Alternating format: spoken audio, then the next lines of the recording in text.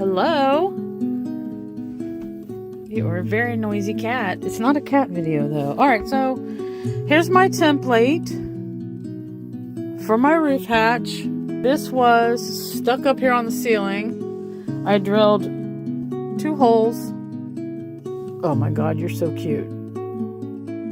I drilled 2 holes, squirrel, to give myself just 2 reference points. So I can't draw my line here and cut. I have to draw my line on the roof. But where is that line? How do I know where to put it? Because once I'm on the roof, it's a huge roof. Once I'm up there on the roof, I don't really know where I want it. Like, it's just a big space. So that's why I've made 2 reference points. And what I'm going to do is, I'm going to climb up there. I'm going to identify those holes I drilled. And I'm going to line these holes up with the holes on the roof. And then I'm going to tape this template down and trace my black line on the roof.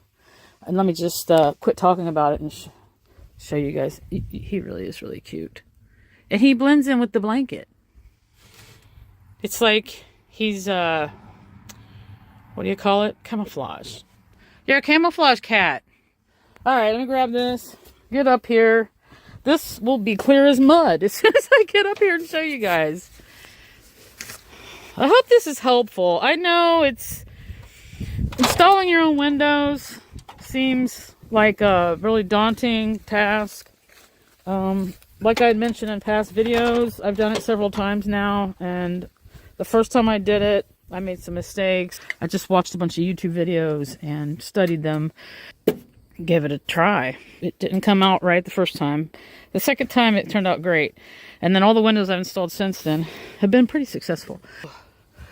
So, what I did is I had this template taped to the ceiling. I reinforced the cardboard with some tape. I put 4 layers of tape there to drill the hole. Because what happens when you go to drill a hole in the cardboard is the cardboard wants to rip. So then what I did is I got a couple of small drill bits and I shoved them in the holes and taped them to the ceiling. I know exactly where the holes are because I got these little drill bits sticking out. See that? They're just sticking out, right? Now, I'm going to take the holes on the cardboard and line them up. Ah, it's not so easy. And I got a piece of metal in my finger. Sorry about that, guys. Alright, so it took me a minute to get it lined up. So the first hole, I've got this drill bit sticking out of the hole, and I've lined it up with the hole in the cardboard. The other hole over here, the drill bit fell, so I had to go grab it. It fell in here somewhere, I think. I don't even see where it landed. So at this point, I'll find that other drill bit, I'll stick it in the hole and tape it down. I'll clean all the dirt off the roof. Then I'm going to go around this template with black marker and draw my rectangle. I'll drill a pilot hole to start. Usually I'll drill my pilot hole kind of close to the edge of the line. And you have to use a drill bit that's wide enough that it's the same width as the blade on your saw, on the jigsaw. The jigsaw it's usually close to like a 1/4 inch wide. So usually I'll do like a tiny drill bit like this size, and I'll drill a tiny hole, and then I'll get the bigger one and go over that tiny hole and make it bigger, wide enough to fit the blade in. Alright, so what I've discovered working with metal is that if you need to drill a hole in the metal, and it needs to be a sizable hole, like a 1/4 inch, if you grab a 1/4 inch drill bit and try to drill that hole, it's going to be very difficult for that giant bit to grab onto the metal. It's just going to slide around and slip and scratch the metal surface. So what I've learned to do is get a smaller drill bit, then drill a tiny hole in the metal at first. Then you can go grab your larger drill bit that maybe is a 1/4 inch in diameter and press that against that hole. It gives the larger drill bit something to grab onto, and it makes it much easier to drill a larger hole into whatever metal you're trying to use. Does that little mark which is the edge of the window, look like it's lined up with the inside here of where the window is going to go. Straight edge on that line. That line represents the edge of the front edge of the window. Now see how it's lining up on the inside here? And that's where I intend for the window to go. So basically the window's going to start here. It's going to go here, here, here, here, here. So I'm lining up that line, and just to make sure we're in the ballpark. We're in the ballpark. All right, that's it. So hopefully that makes sense. These are just extra ways to double check myself to make sure I haven't done something wrong. Hey guys, back again. I got another process I want to show you real quick. This is just one little detail that's an important one that might get overlooked. So I'll just show you this real quick. Hang on. All right, so as you can see here, I got a giant garbage bag, a contractor garbage bag. Oh, I got a piece of metal in my finger. Anyway, so I took this garbage bag, I cut the seams to make it into like a big plastic tarp.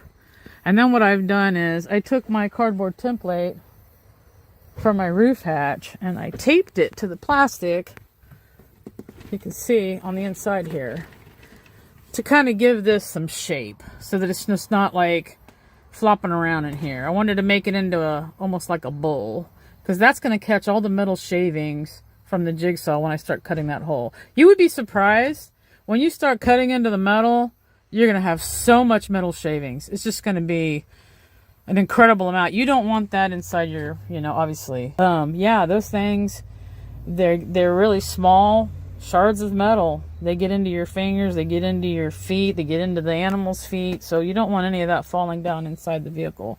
Because when I go to cut, that blade's going to come down through the ceiling about 1 inch. So whatever you put up here needs to be deep enough to where the blade's not going to hit it and cut a hole. Or, it's going to make it hard for the blade for you to cut because you got something in the way. All right, so here's the roof hatch. I've set it up here. And then what I'm going to do, this is just me eyeballing it just to check myself. I'm just going to lay on the roof and make sure I have this centered on this line as best as possible. Then I'm just going to double check how accurate is my line. So far it looks pretty good on this side anyway. From what I can see, if I press down, the edge of the metal seems to be meeting the line. See, if I press down on this side. But anyway, this is just one last checking process I do before I cut. One last time, let me check that black line I drew, compare that to the metal edge of the window. Looks pretty close. So I'm getting pretty close to cutting the hole now. Back again. Still working on the roof hatch. Let's see this next step. Here we go. The neighbor's barn, very pretty. Okay, here's the hatch. Got my hole cut.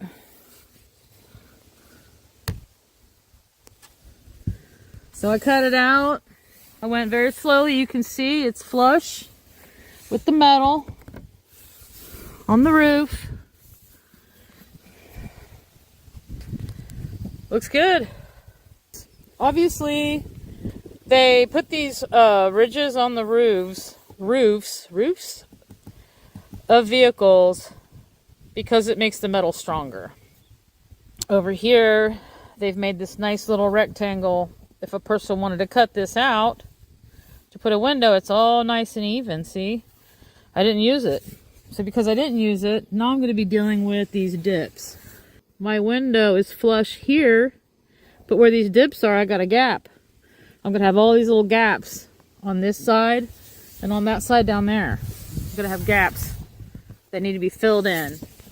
I've seen a lot of people dealing with this same issue, the same problem, and all they do is they just fill it in with extra butyl tape. I can tell you from my own personal experience of installing windows, butyl tape works amazingly well. I've talked about this before. It's like a putty substance. It's kind of a rubbery putty substance. When you cut out for a window in metal like this, after you clean up the hole and everything, you'll put butyl tape just under this metal lip here. This metal lip, put butyl tape under there.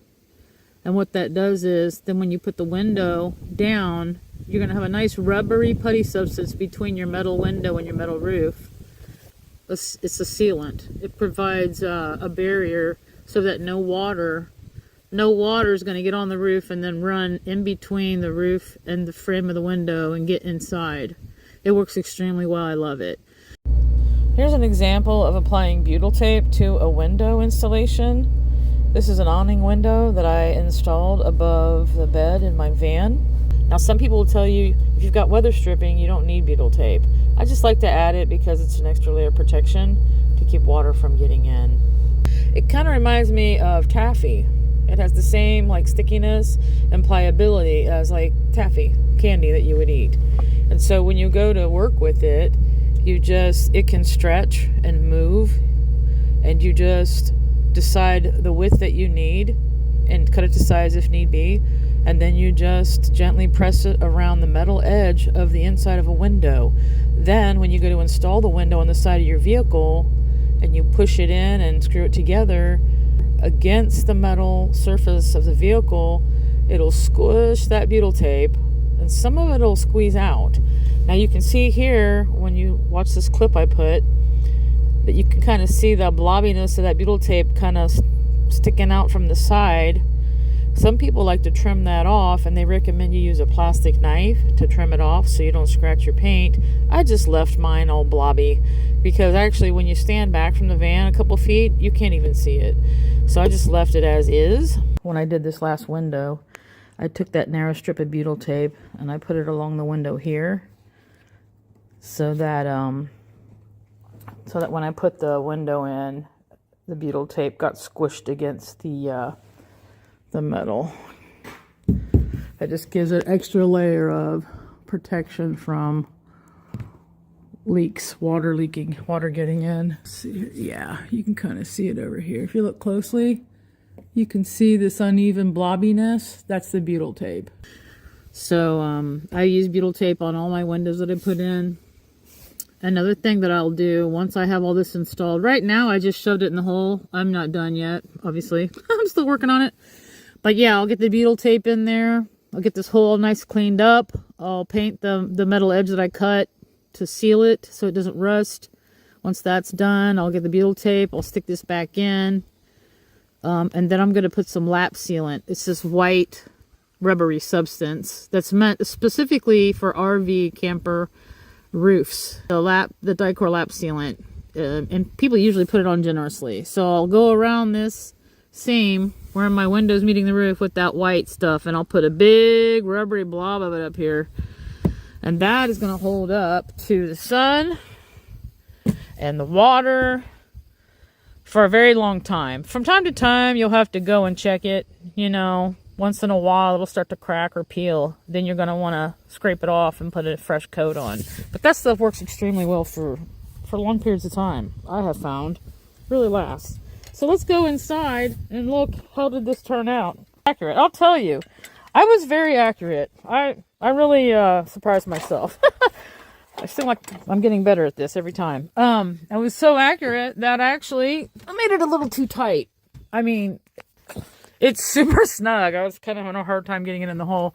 But you can see here, if you look, there's not really much of a gap. You can see the edge of the metal, the white metal on the roof, and the window. There's not really any gap at all on this side. It's pressed firmly against. Super snug fit. There's a little bit of gap over here in this corner right there, but that's not gonna be a problem. Over here on this side it's super snug too. Over here it's nice and snug. I have a little bit of a gap here where you can see the light coming through, just a slight gap. But like I said, on the roof, the metal frame of this window, it's like a lip that comes over to here. It's about 1 inch wide. So if you have a slight gap, that's fine. It's going to get filled in with butyl tape. So yeah, it's in there good. Wow, that's so nice. Wow. I'm under a tree right now, but another reason I wanted this window is so that in wintertime, there's going to be a lot of sun coming through this window onto the floor. And it'll heat it up in here nicely. Be like passive heating, right? Solar, passive. And then my animals who love to lay around in the sunshine, just like she's doing right now, they'll be able to lay on the floor and there'll be all this beautiful sun in here. Once I get it fully installed. Where's my cat? Here's one cat. Where's Vincent? I don't know where he is. He must be laying somewhere. He's probably laying outside in the grass. But let me just say, I've never installed anything in a ceiling before. It's something I've always been terrified of. I've been avoiding it like the plague. But like I said, I put so many windows in at this point in time. And I built 2 trailers plus this van. So as I've gone along, my confidence has really built up. And I'm like, you know what? I'm going to go for it. I'm going to try to install something in the roof. Why not? Why not give it a try? So yeah, so far it's turning out great. All right, guys, I've blathered on long enough. I'm really happy about this. This is turning out really great. Now I'm going to grab my file. What did I do with the file? Here it is. A file. Right. So it's very important. Anytime you cut out for a window, you need to go over that edge that you cut. There's going to be a lot of shards of metal sticking off of it. You want to file it down. It only takes a few swipes of the file to get all those little shards off. You just want to make it nice and smooth. And then usually after that, I use like alcohol wipes and I'll clean it thoroughly. And after I have it all nice and cleaned up, the cut metal edge, I'll put some paint on there. That'll seal it so it doesn't rust. Once that's done, then I can, get on with the process of putting the window in with the beetle tape and then adding the Dicor lap sealant at the end.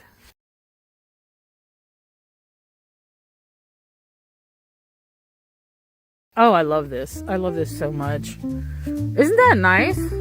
That's nice. Like I said, then I'll be able to open it like this. And I'll be able to clip a little fan right here.